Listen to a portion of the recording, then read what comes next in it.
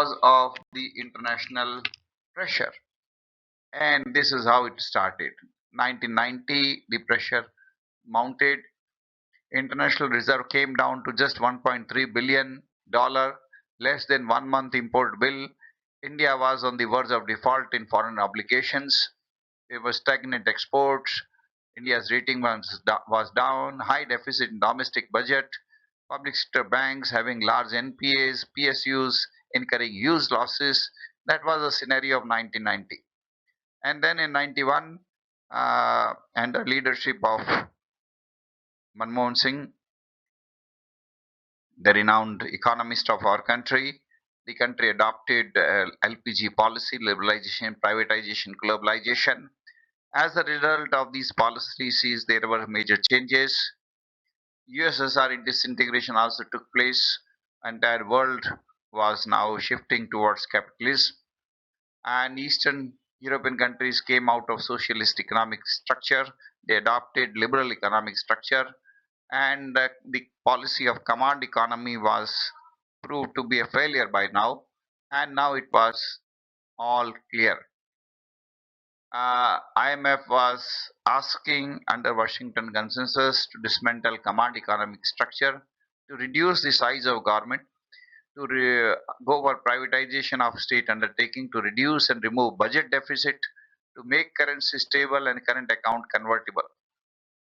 So these were the pressures from IMF and also from WTO.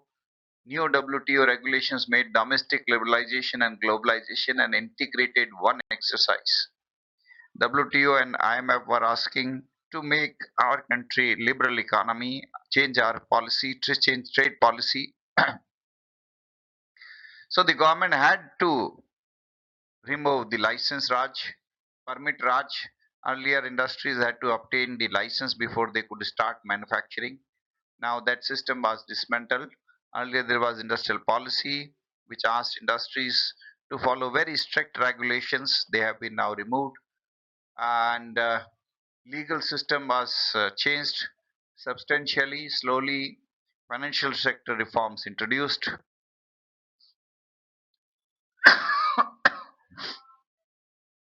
The reforms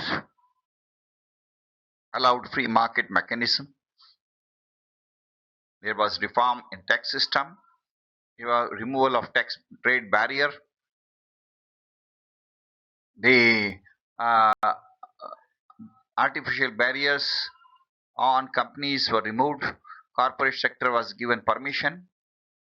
Financial sector reforms also followed by fiscal sector reform. Budgeting process, government was made more accountable. Earlier, the government was spending as per its plan without having any restriction. Now there were some self-regulations were imposed. There was discipline in revenue and expenditure process of government. Fiscal deficit reform started. Inflation rate was reduced. It reduced to less than 3% for the first time. Earlier, the inflation rate was very high. Banking sector reforms were introduced.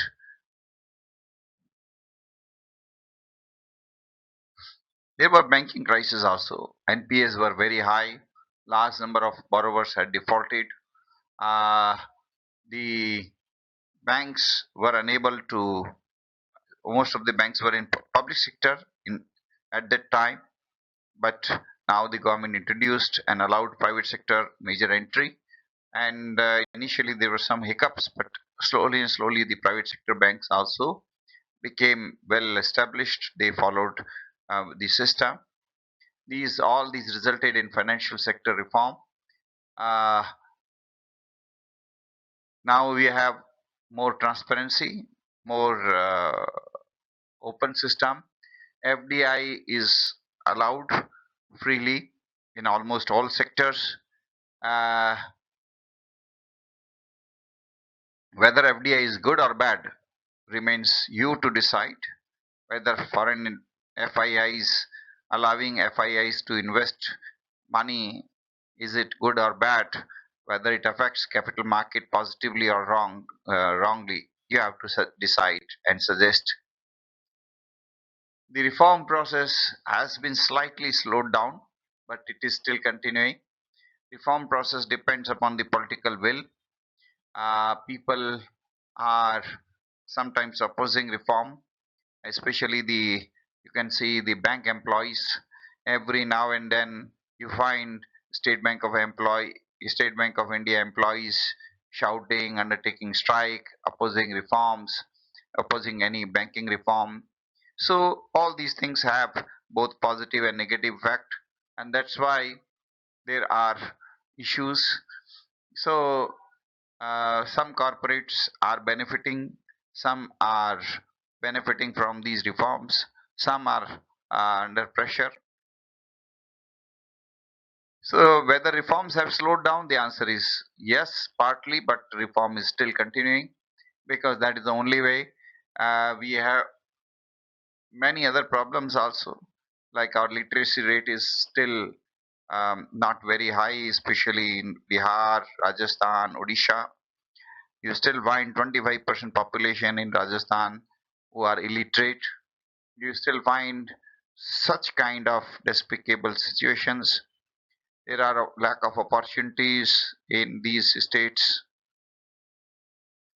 Uh, Social and economic distractions, discriminations, and social problems still continue. So we are having a new society. Uh, well, these all these things are going to be the new realities. Corruption is still high in our country. Uh, Regional groups are there based on caste or other factors in our country. True national integration is yet to take place. So reforms are there. A study by MIT showed wide gap between rural and urban people. While you go in Delhi, you find people, children even carrying laptops, carrying iPads, while you go in remote villages in Rajasthan and you do not find even schools, or if school is there, the school building is dilapidated. There are no toilets for the girls students. That is the kind of harsh reality that we have. While in Delhi, annually, huge budgets are allocated just for gardening of Delhi. Huge water is allocated just for gardening of Delhi. You go to villages in Rajasthan, you don't get even 5% of that water in villages. People still have to walk down to 1 kilometer to collect one pot of drinking water. These kinds of harsh realities are there. And you don't have good roads in villages in Rajasthan. You don't have good infrastructure, good hospitals in Rajasthan. Whatever schools, hospitals are coming, they are coming by philanthropic entrepreneurs who are investing for the development. The Rajasthan government is not taking any step on its own for development. So these are the various issues. And now, what is the need of the hour? We need major reforms in legal system. The courts are taking very long time in judgment, so we need major reforms. We need to fill the vacancies in the courts. We need to establish more courts, fast track courts. We need to reform the law, and just like labor laws have been reformed, similarly all other laws should be reformed. Earlier we had 29 labor laws, more than 78 different type of registers to be prepared. Now only 4 labor codes are there, and returns are also only 2.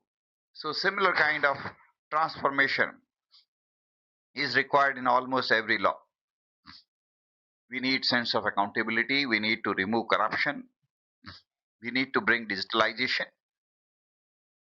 We need to redefine the role of government. We need transformation in educational institution, higher educational institution. They are not industry linked. They don't have tie up with local industries. They are not making any efforts to support local industries. They are not doing any research for local industries. They are not doing any useful activity for local industries. They are trying to prepare their students only for multinational companies. They have not understood the true spirit of Make in India. They have not understood, and they have not taken any initiative to support the government in ODOP, in to support the government in National Handicraft Development Project and other initiatives. We need major reforms. Higher educational institutions need to become industry focused, local industry, local art, culture, heritage. So a lot of changes are required. We need to create a society where innovations are encouraged. We need to create a society where we are able to introduce major reforms and bring about transformation. We can compare our country with China, Russia, how China has transformed itself. We can also do that, and we can also bring greater empowerment to our local industries, cottage industries, if higher educational institutions also start changing themselves. They transform their curriculum, they transform their education system, allow students to learn the art and craft that local cottage industries require. So economic freedom is necessary. We need to also create an atmosphere which should support the transformation.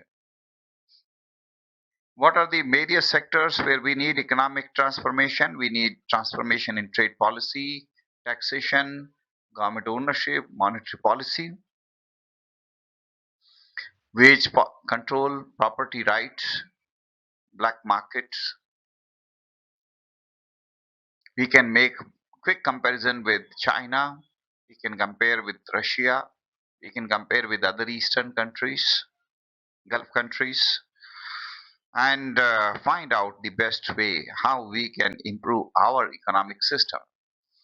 We are in the middle of the reforms. 1947 to 2047 journey is going on. We are sure to become developed country, and let us keep our expectations for a better future. Thank you.